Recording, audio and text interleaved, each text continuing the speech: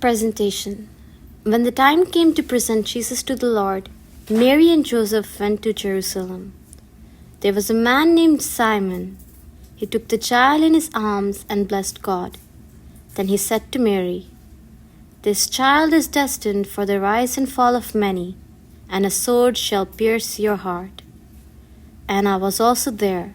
She too gave praise to God and spoke to all who would listen. Luke, 2nd chapter, verses 22 to 40. Mary speaks to you.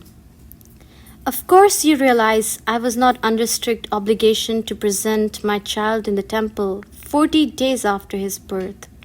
This was the duty of other parents in Israel, to obey a law that recognized that God was the source of all life. In a lovely ritual that expressed gratitude to God, parents offered their gift of new life, their child, to the Creator. Then they would buy the child back and offer God a replacement gift, a pair of turtle doves. It is a good law, a noble custom, embracing a beautiful prayer. But as I mentioned, Joseph and I didn't have to do this. Our child was already consecrated to God the moment he was conceived in my womb. The God-man, Emmanuel, was instantly commissioned to be the perfect return of gratitude for the gift of love. Even so, we were glad to fulfill the legal requirements. The idea that motivated Joseph and me was not, "It's something we've got to do, so we might as well get it over with," but urged us to make the long trip from Nazareth to Jerusalem was the idea that there was a wonderful opportunity to thank God for our baby, and for the plan of love that God began, and for the joy that Jesus would bring into the world. Then came the blessings. An old man and an old woman were given hope and consolation because of what we did that day. Simon was very old, worn out, and close to death.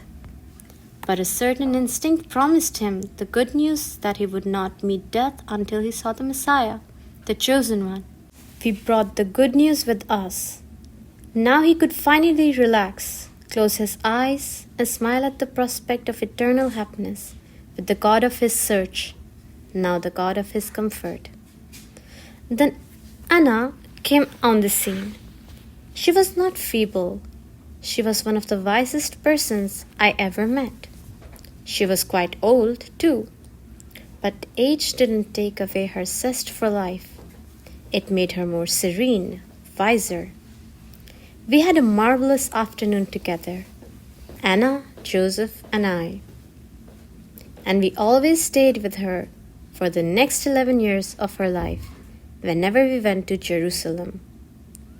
That is the blessing I was talking about, because we did more than we had to do in regard to the law and went out of our way to show gratitude to God. We were able to be the instrument of consolation for one old man who was about to die, and we developed a wonderful friendship with a woman who was more wise than feeble, more strong than sick, and one of the most unforgettable persons I ever met. She gave more to us than we ever gave to her. I'm sure you have friends like this yourself. I pray you do. I also pray that you reconsider laws and everything that you have to do with creativity and optimism, looking for what unforeseen surprises might arise from duty done without complaining. Prayer to Mary. Bless me, Mary. Help me to be less sensitive about my own rights, what other people owe me, or what I don't have to do because it's not my job or not my turn. Stop my quick impulses to complain. It's not fair that so and so depends on me so much. Or, it's about time other people pulled some of the load in this or that area. Here, express your complaints to Mary, how you feel that other people are using you or neglecting you or taking you for granted or not honoring their responsibilities. Tell Mary about these things in your own words. You see, Mary, I do have the right to grumble about other people's laziness or lack of consideration, and I have the right, strictly speaking, to pull back and do only the bare minimum. But you had the right not to go to the temple. According to the strict interpretation of the law, you didn't have to make that pilgrimage to Jerusalem, but if you had decided not to go, you wouldn't have been able to use such a gracious opportunity to thank God, or have been able to console an ailing man, or be consoled by a new friend. You were impelled by much more noble motives than doing only as much as you had to. And see how well it worked out. Mary, give me eyes like yours. Help me to look for similar opportunities. Don't allow me to start counting the cost or considering it a chore when I care for the elderly or visit the sick. Often, what I do for them will give them peace to their last days, as you did for Simon.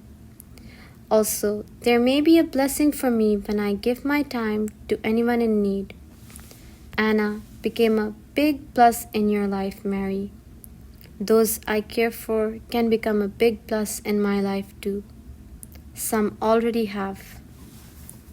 Here mention some friends who became your friends in much the same way that Mary and Anna developed their friendship. You were doing your duty somewhere or volunteering for a cause in some way, and you happened to meet, and the friendship developed. Tell Mary about some of the details. It will be good for both of you to hear their stories. Love finds many different ways to grow. Friendships start under surprising circumstances. Good friends are already the most precious part of my life. Please help me, Mary, so that I can be even more grateful for them. Amen. Prayer for others. First, Blessed Mary, I pray for all the Simons and Annas in my life. Be with them in a special way. I am so grateful for their love and friendship. Please be their special friend as well. I also pray for people who are old or dependent on others in any way.